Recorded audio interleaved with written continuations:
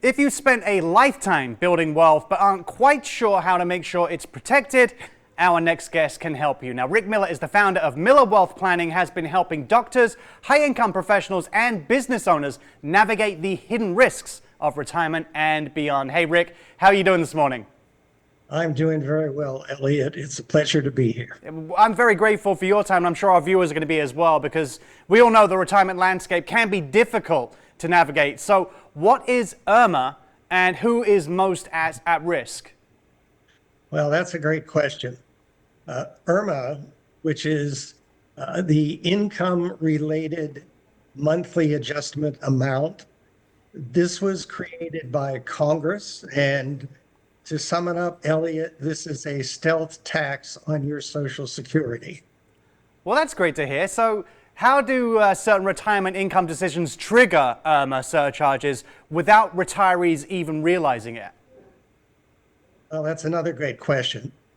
And it boils down to the way IRMAA functions is that the government looks at all the income that you have coming in on any given year. It could be W-2 wages, capital gain, sale of properties, even tax-free bonds. All of that is lumped together on your tax return. And each year, the Social Security Administration tracks your MAGA, or your modified adjusted gross income. Once you hit certain levels, it triggers IRMAA, and there are 5 levels of IRMAA. So probably the thing that I should mention first is that if you're a single filer under the current rule, you would have to have a MAGA of 109,000 per year to trigger IRMAA. If you're a happily married couple, you're looking at 212,000 on the current schedule. Now, in practice so far, if we look at the database of people receiving Medicare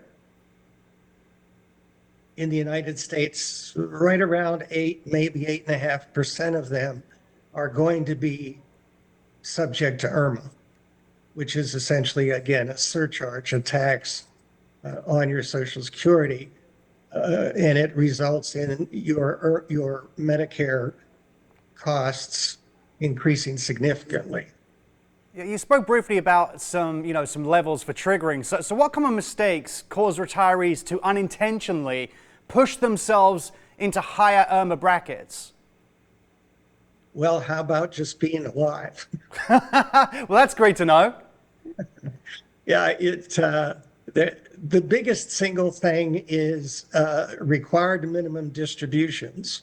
And most people are aware of those. That's where any of your qualified accounts, IRAs, 401ks, whatever, which you've been, contributing to and saving over the years, at age 73, you are forced to start taking roughly about 4% of that out every year.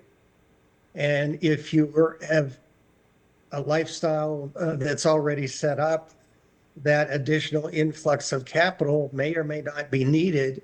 And if it pushes you over the IRMAA, one of the IRMAA thresholds, it's an instant, it's $1 over the threshold, and now you have an IRMAA penalty.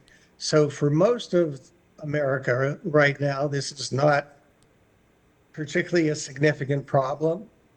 But I can say that if you have a pension and you are receiving Social Security and you have a spouse that maybe also has Social Security, now you're looking at guaranteed income streams already that are going to push you up that ladder, that income ladder, and get you closer to the IRMAA thresholds. Well, fascinating information and insight. Rick, we really appreciate your time this morning. Thank you so much. Have a great day.